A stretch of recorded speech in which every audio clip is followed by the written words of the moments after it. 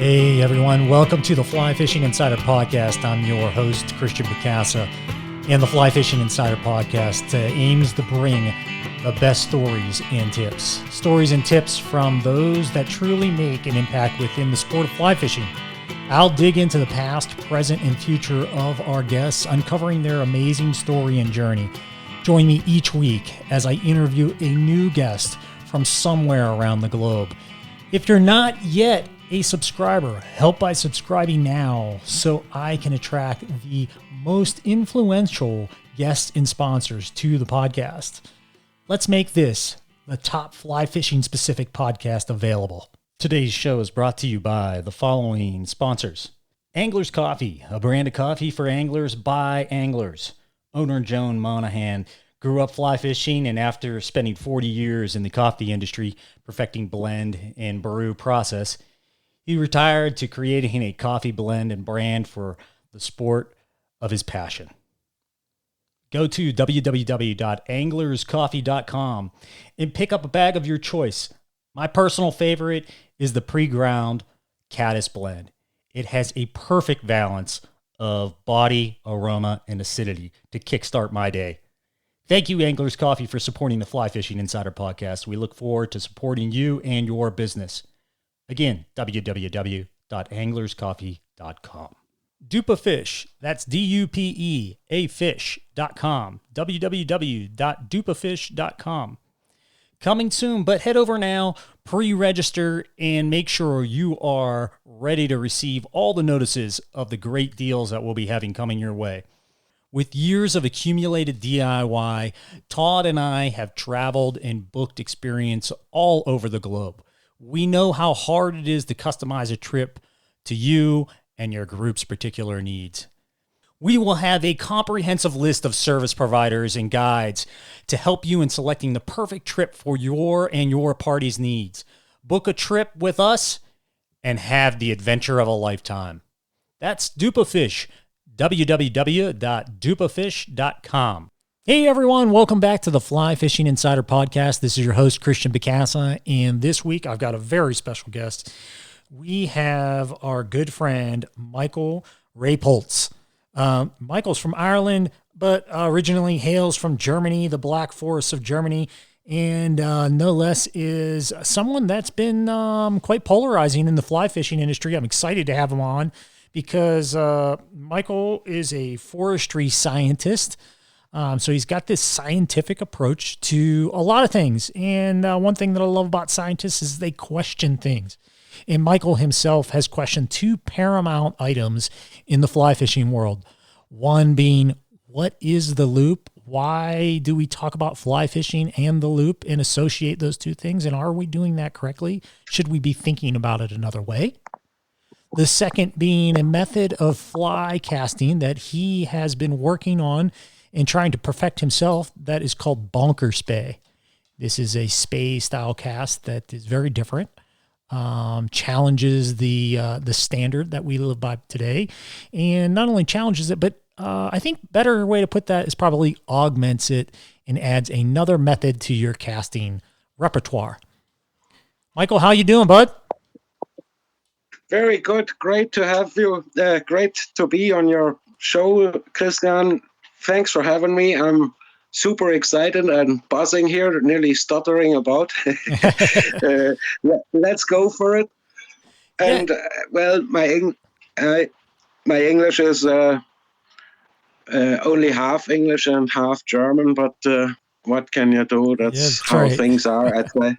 That's it. We'll get through it. I'll help you through it, my man. So no worries. Oh, very good. Very good. Thank you.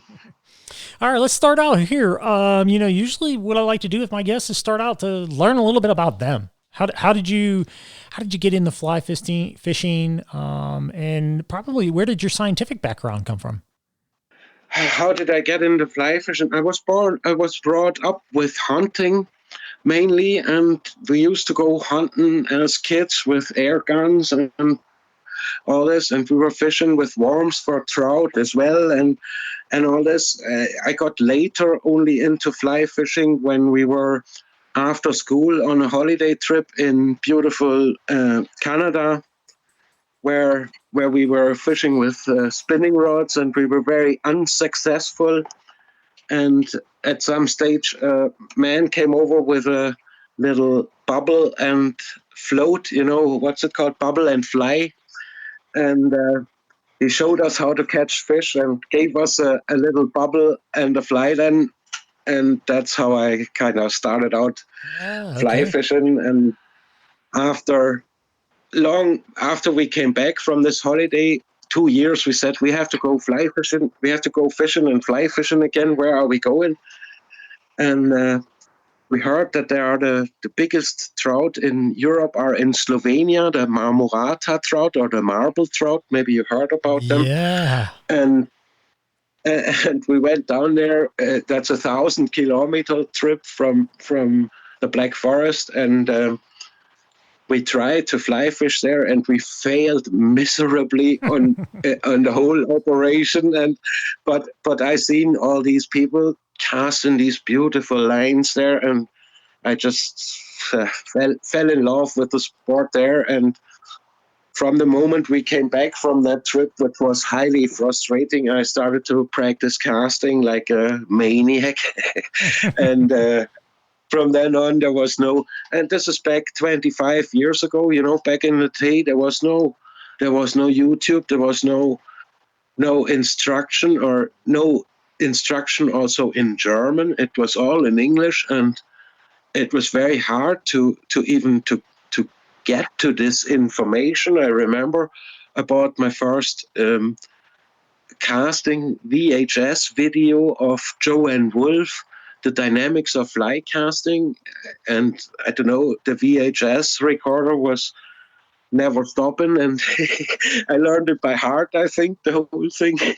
And it was a crazy journey, yeah. And this is how I came to fly fishing, and I just have a great love for the cast itself. I'm quite happy just casting. I don't necessarily have to fish.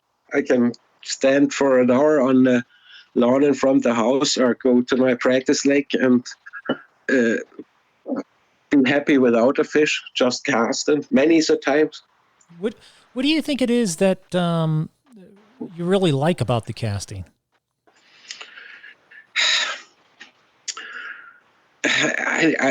The flow of it. It's a flow thing. It's a kind of a, especially on the water. Like, I try to become like water with my casting. Does this make sense? Yeah. Or to get into this flow. Or I like the expression when you hear, like, being in the zone. Mm-hmm. This kind of meditational state where you just focus on what you're doing, and everything else around you is gone. That's, I think, a big motivation and a great place to be in, the zone. Yeah, I agree. I think you had spoke about how you started hunting, right? And I think when you talk about that zone, or that fluid-like approach, if you've ever shot a rifle or a bow, when you just have that right connection, right? Everything lines up. You got the breathing right. The sight seems super clear. Target comes right into focus. Everything's still, and that shot goes off, and you right on target. Hear the shot. You hardly hear it. Right. It's right on target. Everything just kind of works. And I agree. You get like that in fishing, right? Yes. Yeah, I like that. 100%. So then go ahead. Just generally, the more fluid you can present your fly, the easier you will have it to enter this zone. If you struggle with your casting all day long, and you tangle up, and you get interrupted from this flow, you can't get into it really, So that's why I find it very important to spend time practicing casting. And from what I see, a lot of people have generally the attitude to say, "No, I just go fishing. I just I go fishing when it's on, and then I whack it out there and I catch my fish. And that might be true, but usually it isn't. And usually, especially when conditions get awkward, when it's getting windy and when it's getting tough, you need to be dialed in with your casting, or you just have a hard time enjoying yourself. Yeah. Especially with very little fish. Yeah. I agree. It's like the scenario where, for me, the best days fishing are the days where I'm not thinking about my casting. It's just going where I want it to go. Yes. And it's because I'm casting efficiently or fluently, and it's going where I want it to go. And those seem to be the best days. I just don't have to think about it. It's more enjoyment because it becomes natural. I just took somebody out for the first time the other day, as a matter of fact, and they were telling me this, like, oh yeah, but I'm thinking about this and I'm thinking about that, and I'm like trying to correct this and I got somebody, and I was like, yeah, that's exactly it. At the start, you're just trying to put all these things together. It's like when someone starts messing with your golf swing, right? All of a sudden you start thinking about, oh, are my hips in the right place? Are my shoulders aligned? Am I twisting here? Yeah. Am I bending my elbow? All those things. But those days where you're feeling your swing on the golf course or you're feeling your cast, you're not even thinking about it. It's just happening for you. Yeah, golf is a great analogy, I think. And people would never play a golf tournament without hitting the driving range prior to it, or the putting green, to sharpen up the skills. But they would book a trip to go salmon fishing in Russia without having made a cast for a whole year. You know what I mean? Yeah, it's true. That's very true. Stubborn fly fisherman, right? Well, I also do a bit of guiding, and I personally, well, you shouldn't say things like that, but you shouldn't book a guide if you can't cast. It's sometimes it's terrible if you have to look at bad casting for a whole day and it's not going to happen, and there's nothing you can do about it. You can teach the person on the day maybe a little bit how to present a fly, but you can't teach someone to be consistent in presenting a fly. And it's okay, but it's just, in general, to all your listeners, if you book a guide, please be able to cast. Yeah, go practice. Right. It makes the job for a guide so much easier, and it makes it so much more successful for you too. This is just saying. Yep. No, it's true. I would definitely agree with that. Definitely. What I also do in my personal practice in the meantime, I don't practice the perfect cast at all anymore, or very little. Most of the time I practice making mistakes, throwing tailing lines or throwing certain casting mistakes that I would never even think about making these casts while fishing. But I still practice them because I know when I can make a casting mistake or a fault on command, I can also switch it off. And if this happens on the water and I see this mistake, I know, oh, this and that was wrong. And with the next cast, I have it fixed. Correct. That's why it's important to practice casting and to educate yourself also a little bit about it, and not just whack it out, because you get much more enjoyment out of the sport. I would say the enjoyment out of the sport is proportional to the ability of casting. Okay. What about, do you recommend casting? A lot of times when I go practice cast, I actually look at the weather and I go, oh, it's horrible weather out. I'm going to go practice casting, versus trying to cast when the weather's good. Do you ever look at it that way? I recommend to go, windy days. You want to pick windy days. Mm-hmm. You don't want to pick the days where the sun is shining and there's nothing, or the sun can shine, but you want to, I prefer real windy days to practice, because that's the wind separates the boys from the men in fly fishing very quick. Especially, I noticed that in saltwater quite a bit. Yeah. So let's talk about this, Michael. Where are you at career-wise? You're a scientist, a forestry scientist, correct? And how did you Yes. how do you apply your scientific background to your fishing? It sounds like you've told me some things on your approaches, and I'm a little curious about that. I have a degree in forestry, and foresters are trained to have a view on the bigger picture, and I'm not a sophisticated specialist. I'm more something like a generalist with the view on the big picture. That's how I like to think about the whole thing. And so far, I think in fly casting tuition, or in the teachings of fly casting, we use a lot of mental pictures or analogies, how to explain this thing. I give you one that I don't like, by the way. Move your rod from 2 to 10, for example. Yeah, the clock face thing. Yeah, and it's bad, actually. I agree. Well, describes an arch. You don't want an arch. Correct. And what it also does is it describes an arch, and it describes a round movement, like the clock face is going in a circle. Huh? And the other thing is, it comes from a two-dimensional world. It's two-dimensional. And all these pictures and analogies we have in fly casting are two-dimensional pictures. And they're very static, like the loop too. We might talk about this later a little bit, but yeah, we can dive into it right now. Feel free to dive right in. The history of fly casting tuition, just if you look into it, till roughly 1965, nobody talks about a loop.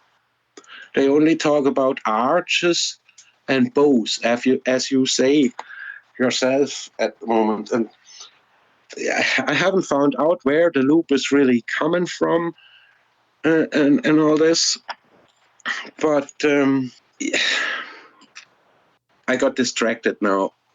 Well, it's a pain for you, I know. You've told me about this in the past, but the loop itself, like you said, no, you haven't been able to really define or discover where that originated, and it sounds like you want to challenge that mental concept of a loop. Yes, I do, because I think that a fly rod vibrates during a cast, and that the line is an expression of this vibration. And I think if we call this loop, that we miss out on making the right connections. Now, describe that more for me. Quick. Waves occur in three different configurations in physics: as transverse pulse waves, as torsional waves, and as sound waves. Okay? Now, let me ask you a question. Maybe you've heard it too. Bad casting or bad casters, you can hear them. Yeah? You can hear the rod go. Choo, choo, choo, choo. They produce a noise with their rod and line. And this noise they produce is a sound wave. And they fail to produce a proper line wave, and that's why you can hear them. Okay, yeah, that makes sense. And that's why the loop makes no sense. Because if it is a loop, why can you hear bad casting then? But isn't the loop describing the end product of the cast? So no, it's not. What happens during the loop? What happens to the loop during a cast? It doesn't stay a loop during the cast. Obviously, it unrolls at some stage. So what do you think? It's not. Yeah, what do you think it is that? Let's break that down a little bit. So you're reflecting on the sound wave in particular. One description of a wave, right? Well, that's one that's one indication. I say a fly cast is not a loop. I say a fly cast is a mix out of waves. Okay. And you can have a good cast that's very silent. You can hardly hear it because most of the energy goes in the line wave. Or you can have a bad cast that makes a lot of noise and a weak line wave, so to say. Okay. Like, if your listeners maybe parallel want to hit my YouTube channel, the video on the wave space, I think you can see it there very well, also developing. And now, quickly back to the history of the loop.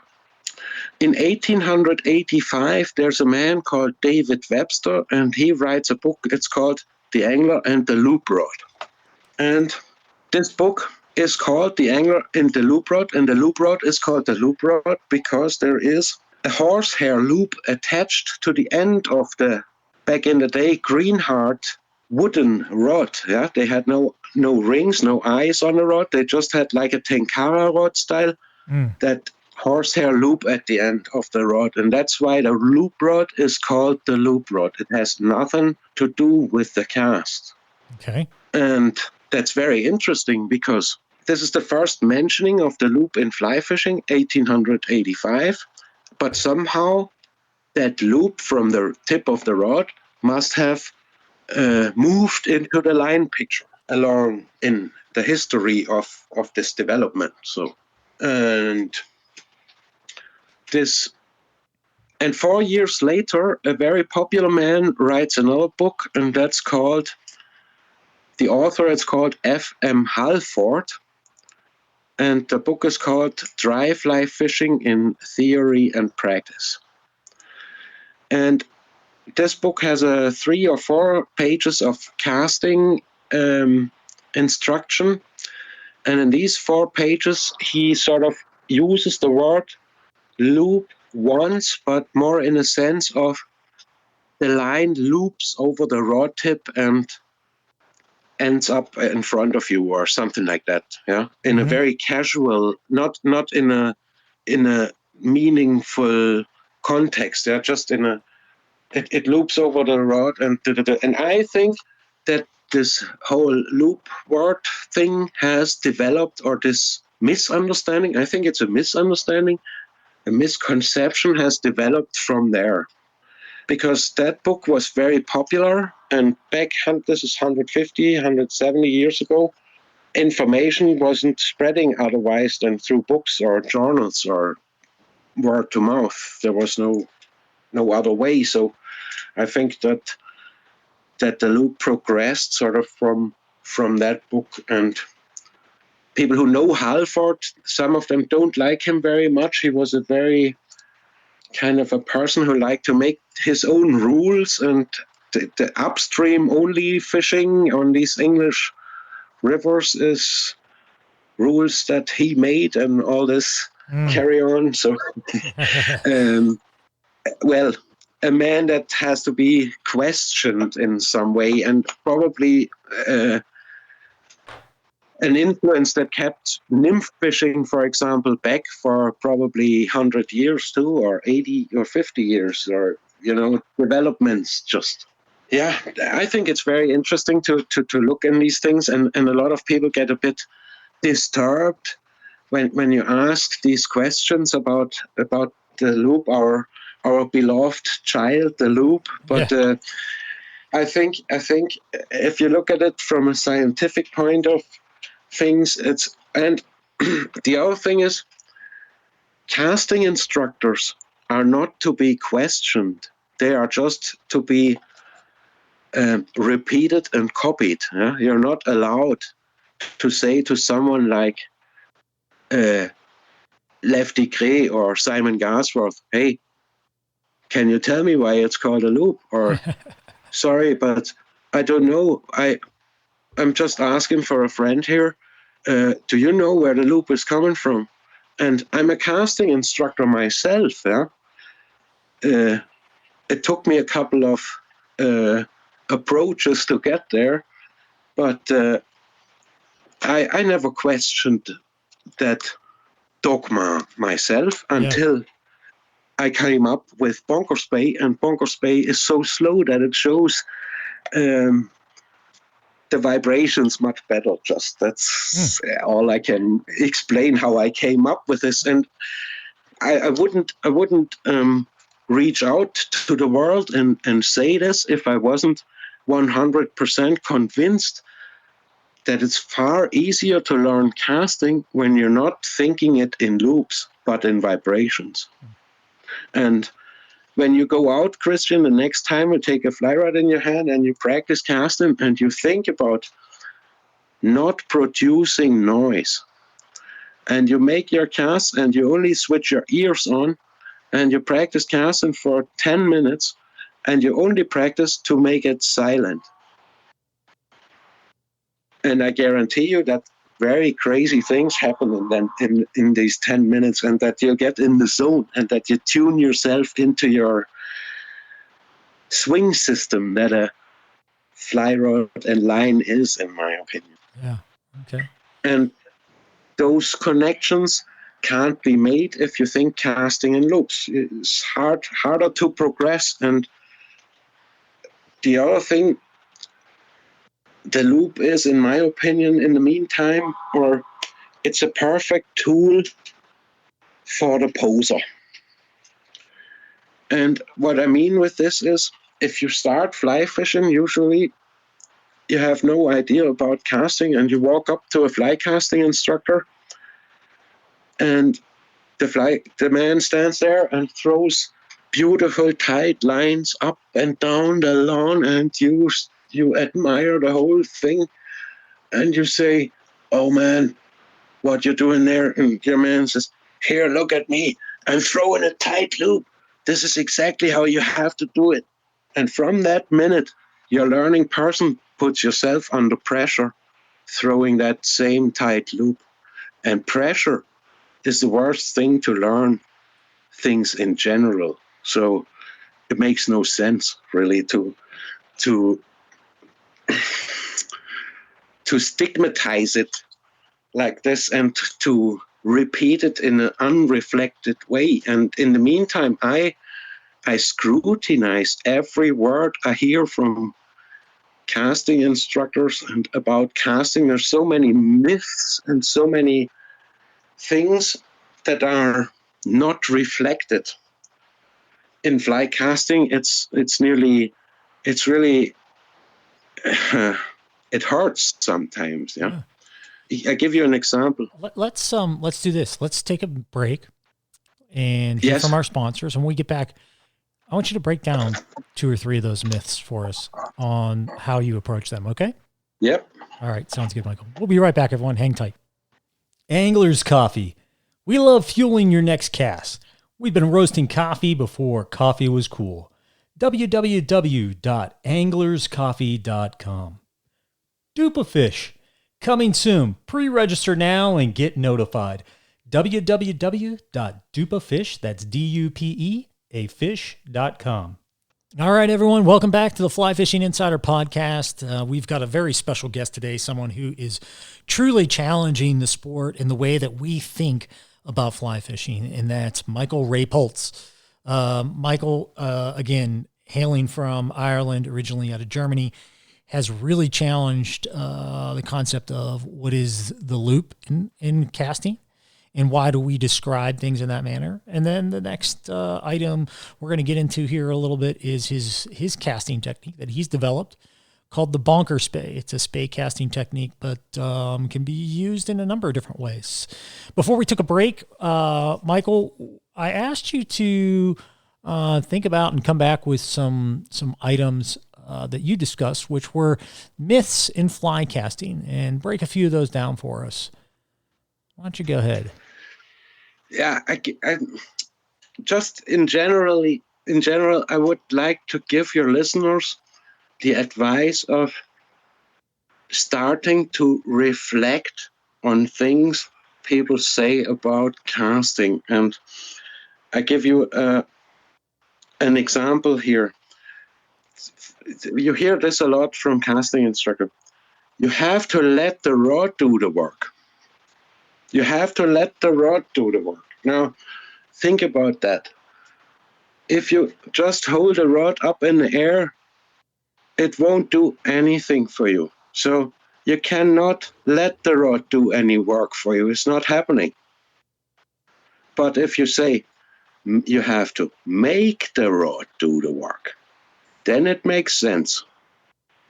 Do you know what I mean? Yeah, no, that's exactly it. A rod's a static. And There's no energy in correct, it until you put energy in it.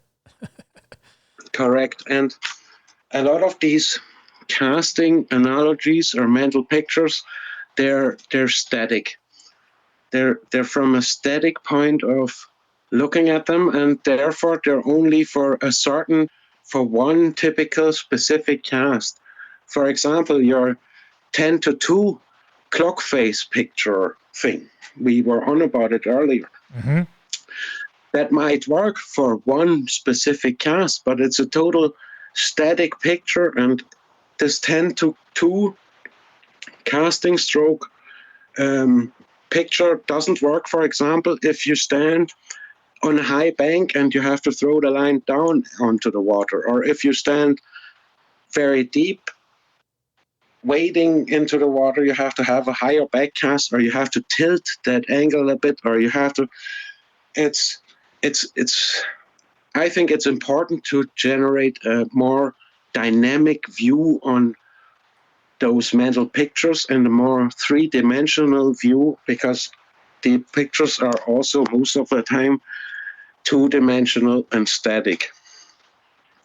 And this is where my thinking about this whole fly casting thing approaches and digs in, and the loop is one of those static concepts too, in my opinion. Yeah, it's as if it's just been spoken about in those ways for so long that it's just accepted, generally accepted. And our ability to challenge that and come up with some better methodologies, I think, is really important, right? Yeah, And absolutely. it really limits us, creates a myopic environment when we keep repeating the same things and not refining. So let's refine. Yeah, I like it. There's, by the way, maybe we can talk about this person quickly, only very quick. There's another man in fly casting history who stands out very proud, who was into vibrations too, and his name is Alexander Grant. Have you heard about Alexander Grant? Yeah, I've heard of them.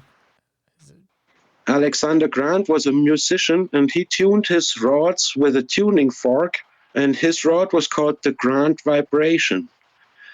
He put up a casting record that stood for 110 years. Nobody could outcast him.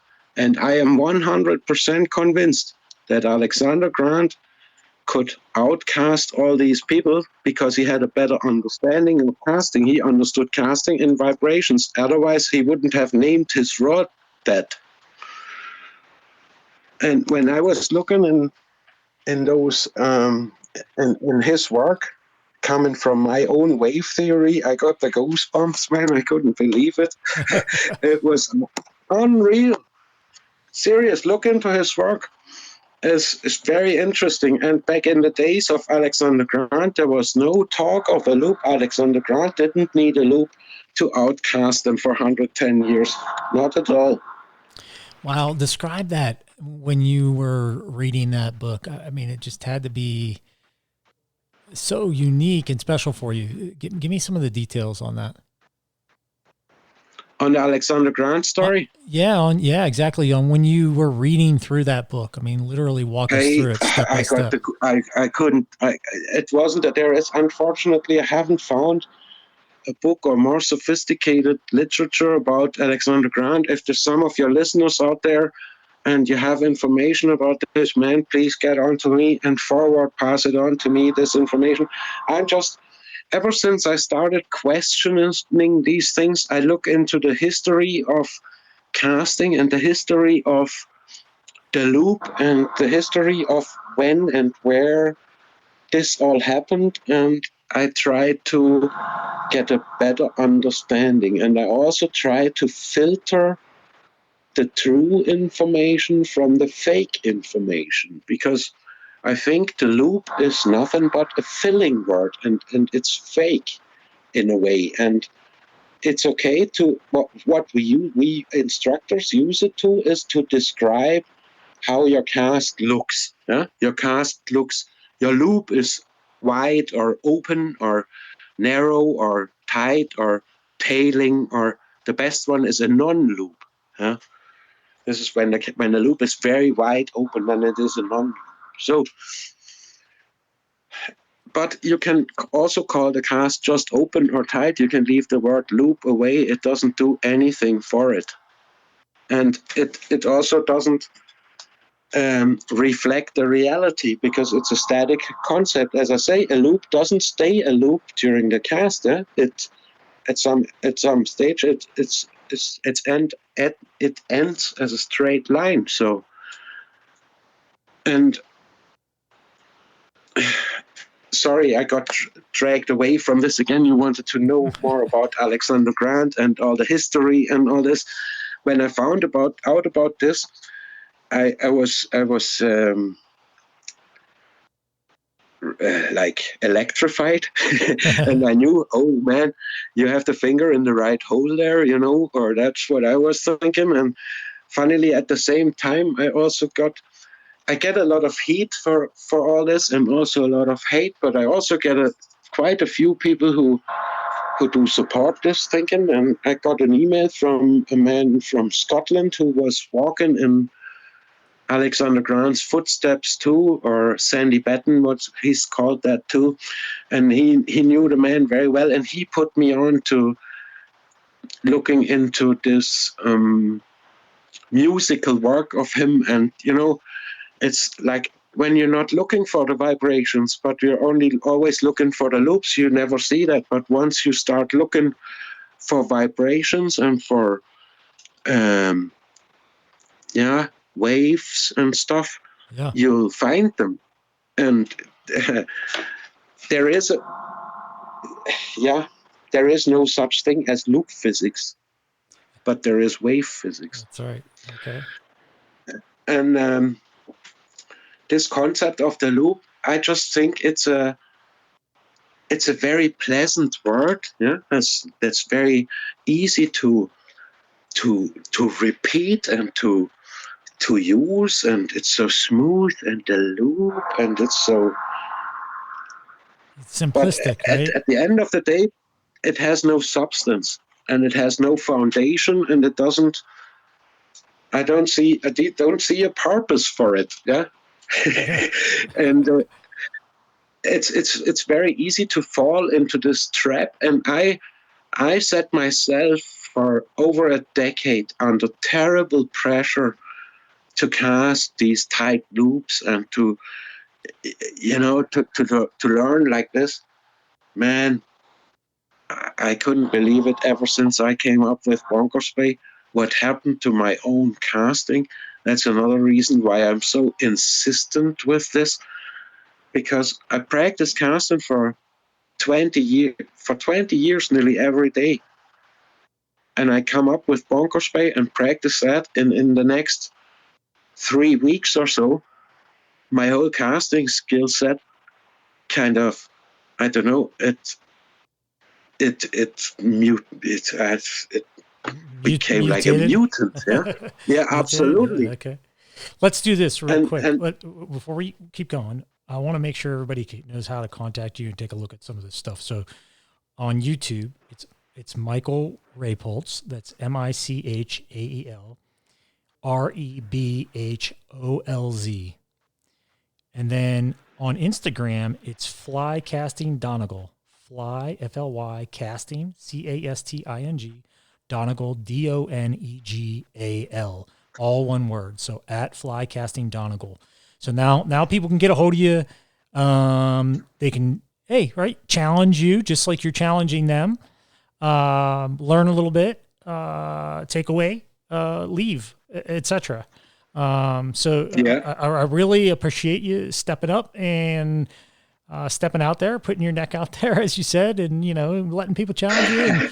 And I thoroughly enjoy it because I love challenging the status quo. But let's now talk about this casting technique that you brought to the table, and it's this Bonker Yes. Spay. And I've watched some of it. I haven't yet been able to put it into practice, but I'm planning on doing that. So Very tell us a good. little bit about that. Yeah. How it came to it was we were usually when the fishing stops in September, I kind of transition over into casting practice. And every once in a while, we meet with a couple of people and have a cast. And on that particular day, I was meeting with two friends, Marty Byrne and Richard Morrison. And we were playing with the casting like we do, having a bit of fun.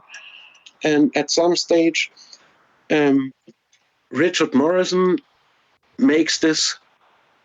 It's a casting fault, really. Like when you're, it happens when you cross the railway tracks in spay casting. I leave it with this now. I can explain that later. But this mistake occurs, yeah, and Richard rolls this line off the blank and makes a cast, and I just see, oh, that cast came out very nice. And in principle, probably a lot of fishermen, and I'm not the first one who ever made this cast, like hanging the line over the rod for, I don't know, changing a fly or untangling your line and then lopping it off there and forming a D and making your cast.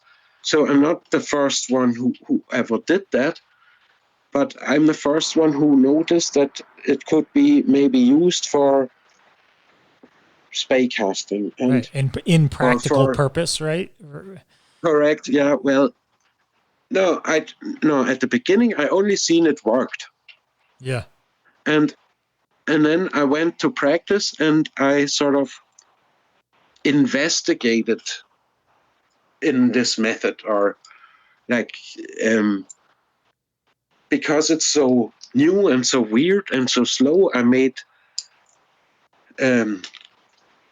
had to make my own definitions for the whole method to communicate it with myself. And what happened in the next 3 weeks while I developed this whole Bonker Spay thing was absolutely a crazy trip of enlightenment sort of thing, because I seen it works, and it works very well, and I knew this is a crazy thing. This is a crazy thing. And at the beginning, I thought, this is just a funny move, a nice joke, like a trick. I come from like skateboarding, right? Yes, I come from skateboarding originally, and that's why Bonker Spey is named Bonker Spey too. Because if you, for example, hit an obstacle, a bench or a table or something with your skateboard, briefly, it's called a bonk, like a nose bonk, for example. And that's where you bonk the line on the blank and so on. Well, and I developed this method, and I seen it works, and I just thought it's a nice trick. It's a nice gimmick, a nice, just like that. And I published the first video about it, and I tagged quite a few people because I just wanted that my name is on that gimmick, because I know, for example, from Skagit casting, that the people who make the money now with Skagit casting and Skagit lines are not the ones who have invented Skagit casting. Mm-hmm. Yep. And I just made sure from the very first moment that my name is on Bonker Spey, no matter what happens to the method. Yeah. Mm-hmm. Yep. And I published that video, and I don't know, a couple hours later, there was 10,000 views on it and 150 hate comments. Well, that doesn't ever, what a bullshit, and it doesn't ever work, and try that in the wind, and try that with sinking lines. And I thought, yeah, great, of course. I tried that in the wind and with sinking lines. And I went out and tried it in the wind, and it took me a while to figure it out, but then it turned out this is the strongest method that is there in the wind. There's nothing better. And all the people I showed it so far, there's a few guides here, and they agree with this. And that's not only me. Unfortunately, I didn't have the the chance to show a lot of people these methods live and real now with all this COVID things and this travel restrictions and and so on. But if it's windy, this method is better than anything that has been there before in spay casting. And it's not better only for people who can cast, it's especially good for people who can't cast at all. That's why I'm looking forward to it, because I cannot cast a spay rod. I barely know how. I've had 1 or 2 10-minute sessions on a river with somebody who's been like, hey, try this or try that. Otherwise, I just, I do a glorified roll cast. I mean, that's about as good as it gets for me at this standpoint. I just haven't invested any time in it. So I'm really looking forward to this. Very cool. I'm loving it, man. Please keep me going. Keep me posted how you get on with it, or if you need help, man. And at the end of the day, the Bonker Spay is a repositioning system. It's not a cast. It's just a matter of repositioning the line, like all spay casts. Spay is at the end of the day synonymous for repositioning. Because every spay cast repositions the line in a way that you can form a D so you can cast across the river. And Bonker Spay repositions this line between the rod tip and the angler, and not between the rod tip and the fly. That's a big difference. So say that again. How is it different? It positions all classic spay casts. They reposition the line between the rod tip and the fly. Yeah. Mm-hmm. Bonker Spay takes this line closer into you and repositions it between the rod tip and the angler. Mm. And the closer the fly line is to you, the more control you can have over it. And with Bonker Spay, I can grab this line and I can pull it so close into myself that I can manipulate it with my other hand if I want. And this slowing down gives me a lot of much higher degrees of control over this whole system. So can you briefly describe how the Bonker Spay cast is played out?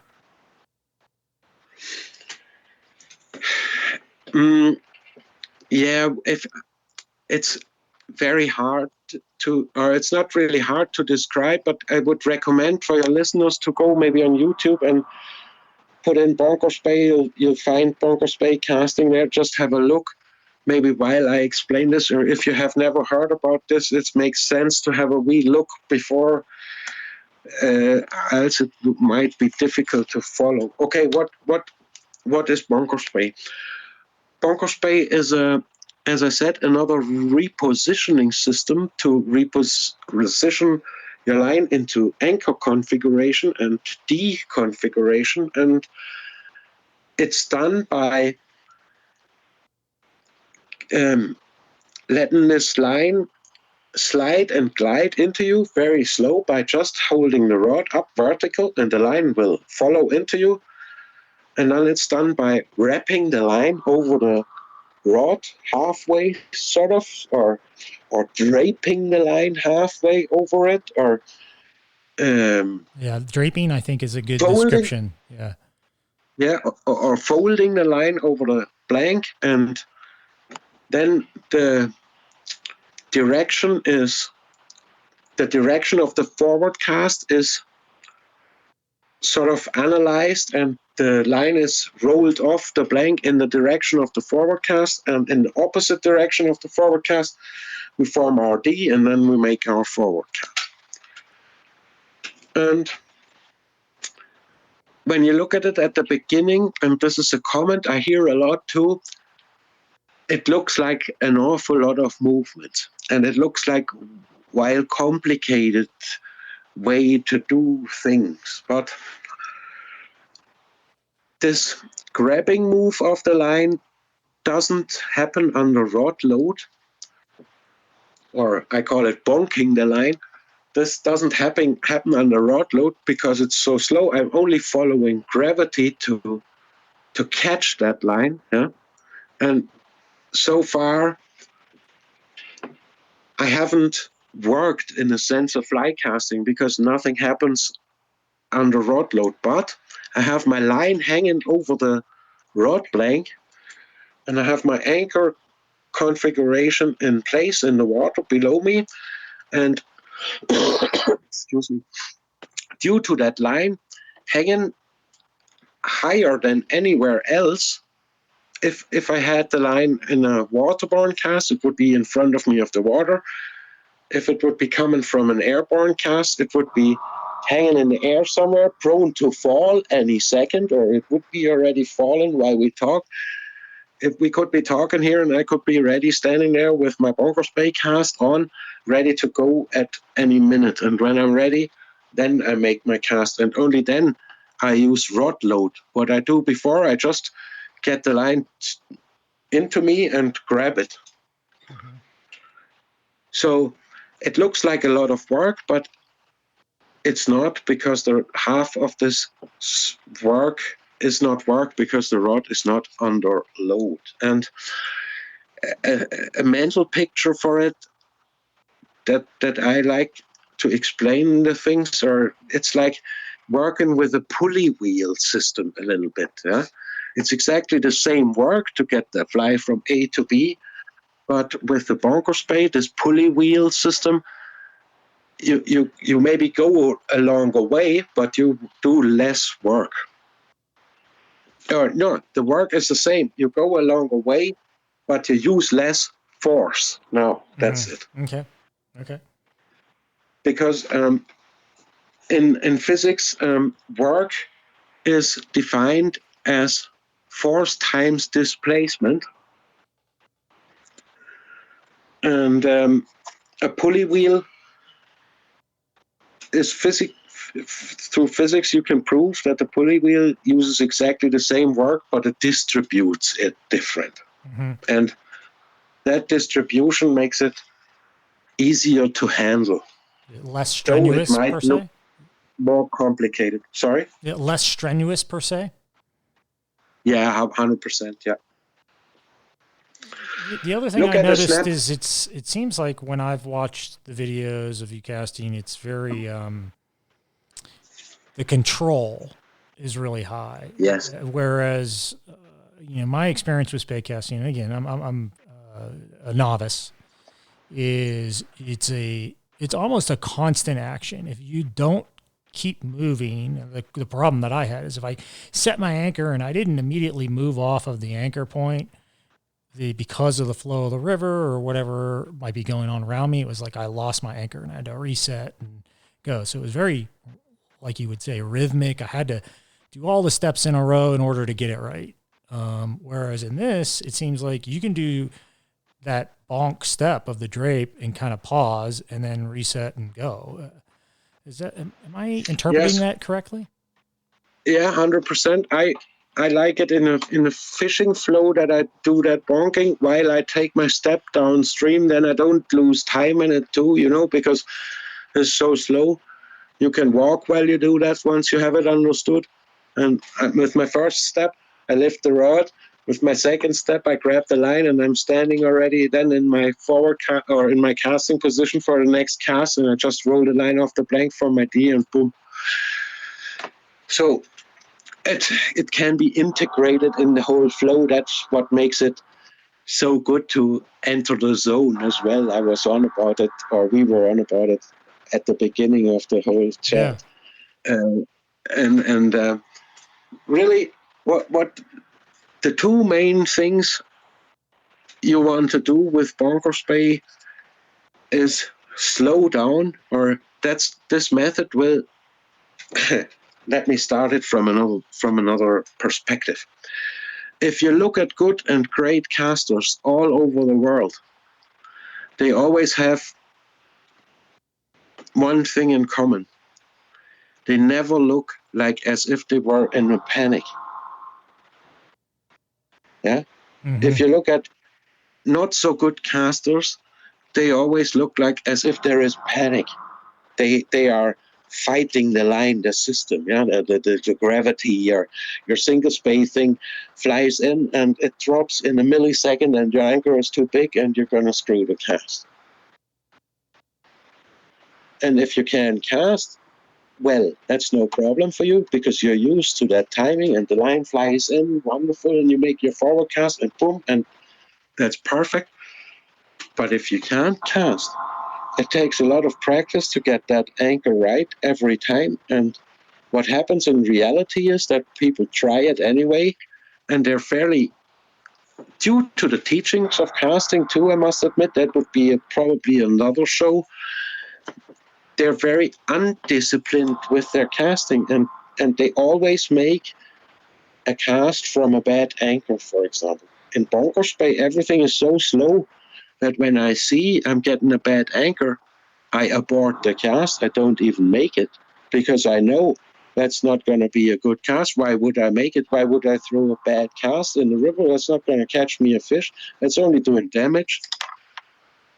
And a lot of people, I think, they don't realize that out of 100 single space, many times like 80 of them are not even fishing because they don't reach the other side of the river, or they're always too low in an angle, or they need two to make an angle change of 60 degrees and thrash the line in the water always once right over the fish and all this.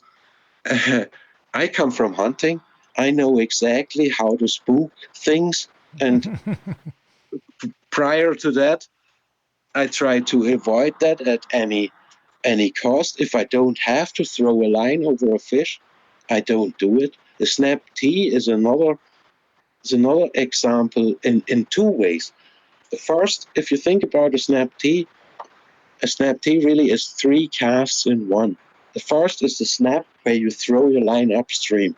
The next throw is your D-loop stroke, and then is your forward cast. So the snap T shocks your system.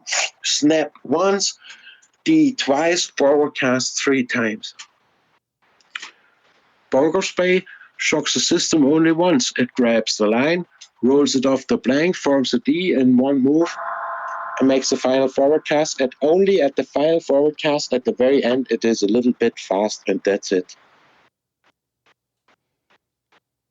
Very interesting. If you keep it very slow, you will never hit the fly on the blank or hit the line. You might tangle up once or twice while practicing. Yeah, that will happen. I can guarantee you that. But those tangles will always be very easy to solve because there will be only one tangle, little wrap around the blank or so. And if you keep it slow, as long as the D is not formed, you will not damage your blank, or nothing will happen. People are very undisciplined in their casting, and Bonker Spay is something that forces discipline into your casting, because if you're too fast, it won't work. And it teaches you another thing I call linefulness. Linefulness, like mindfulness with a line and a fly rod. And this is where the biggest potential for developing all the other casting is in it, because it really shows how little it really takes to make a cast. And from my experience and from what I see in reality and from what I also do in reality myself, we are always overpowering our casts. I don't know, some people up to, I would say, 1,000% all the time. Too much all the time. Here's another practice tip I recommend to practice. Try to make casts that are too weak to unroll. Yeah, try to cast with too little, only for once. Every time I do this exercise with my students, they can't believe how little it really takes. It is pretty amazing, yeah. A fantastic experience to experience that, and it's also like a slap in the face, because you think, why was I working so hard? Like for 2 decades, I was tennis elbowing about and raw dogging and whatever, Yep. working like crazy. It was absolutely unnecessary. And I get it. sometimes the harder you try, the worse it gets, you know. Yep. And Bonker Spey takes that out of it, and it's highly recommended to try it. Okay. Let's do this. Let's take one last break, hear from our sponsors, and then we're going to come back. Michael, I'm going to have you help us out a little bit with our casting, give us a few tips. Okay? 100%, yeah. All right, let's do this. We'll be right back, everyone. Angler's Coffee. We love fueling your next cast. We've been roasting coffee before coffee was cool. www.anglerscoffee.com. Dupafish. Coming soon. Pre-register now and get notified. www.dupafish, that's D-U-P-E, afish.com. All right, everyone. Welcome back to the Fly Fishing Insider Podcast. We've got Michael Rebholz on the line from Ireland, and he is really questioning the loop in fly fishing and has come up with his own technique for spay casting called the Bonker Spey. But before we left, I asked you to share with us some tips and tricks on casting from your casting prowess here, Michael. Yes.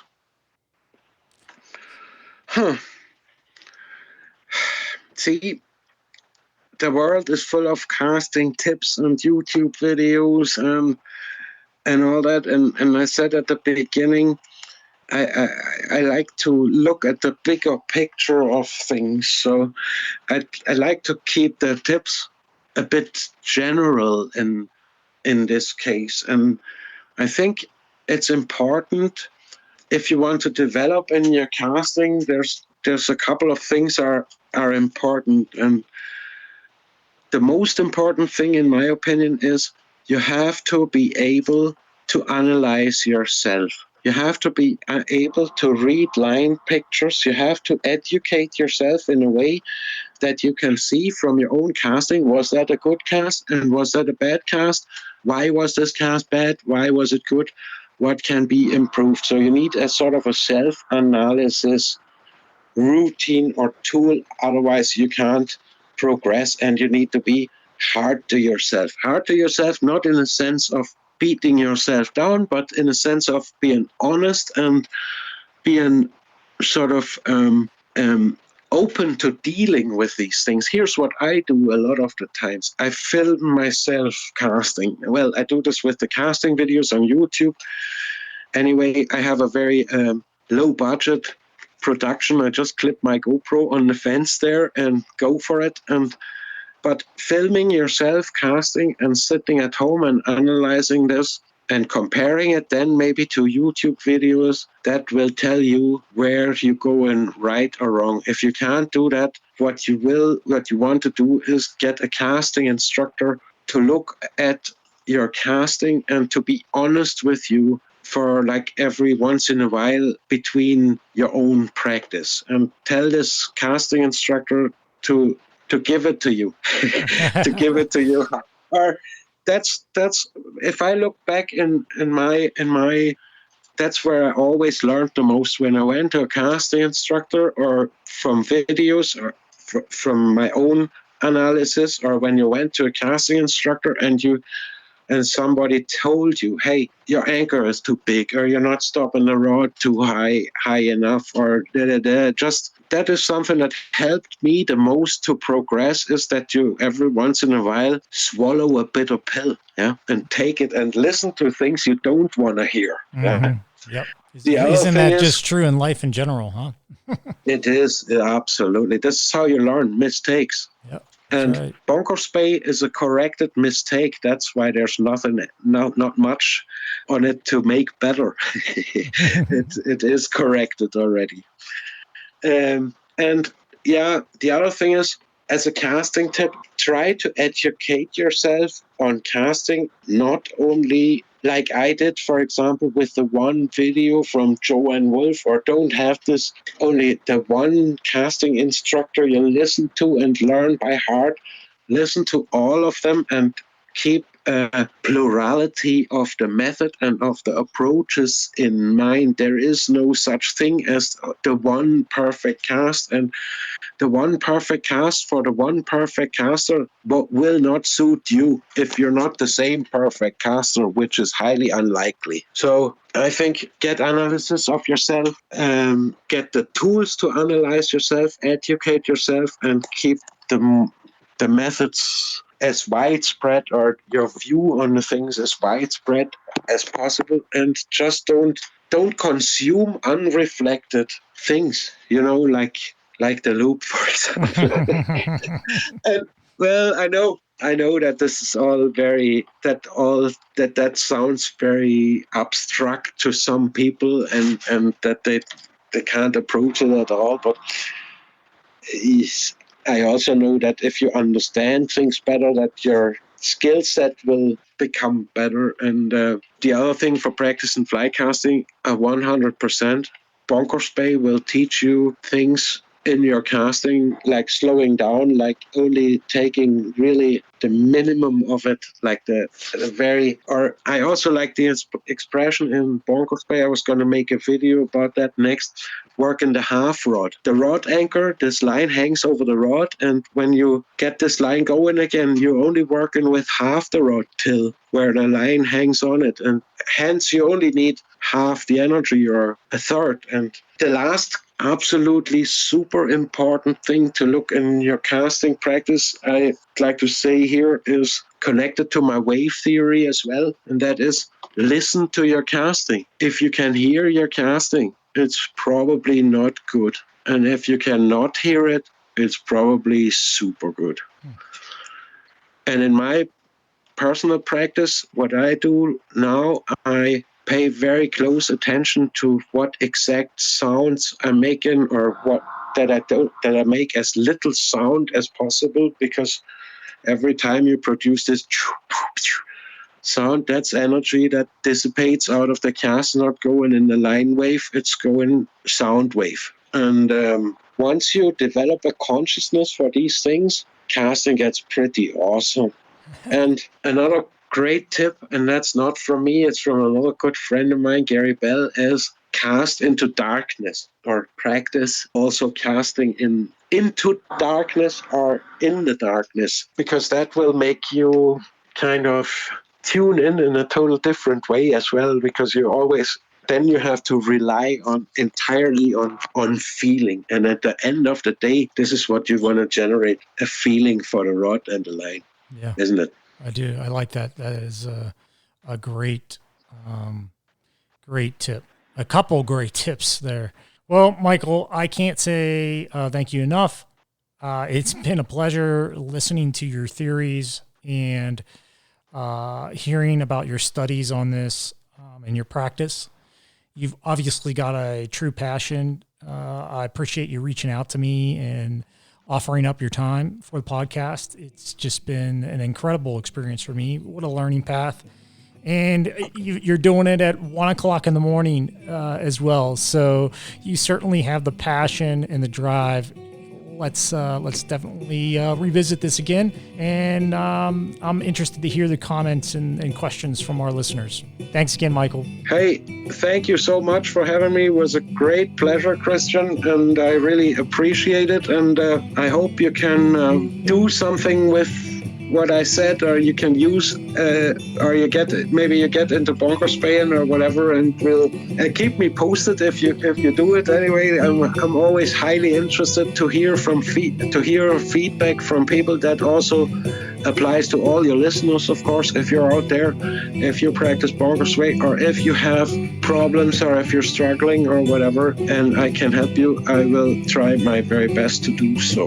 Thank you, Michael. Appreciate it. You guys can get a hold of Michael at Flycasting Donegal. That's Flycasting Donegal, Donegal, or on YouTube at Michael Rebholz, MichaelRebholz. Thanks again, Mike, and see you next week. Goodbye. All the best, my friend. Aha, you too.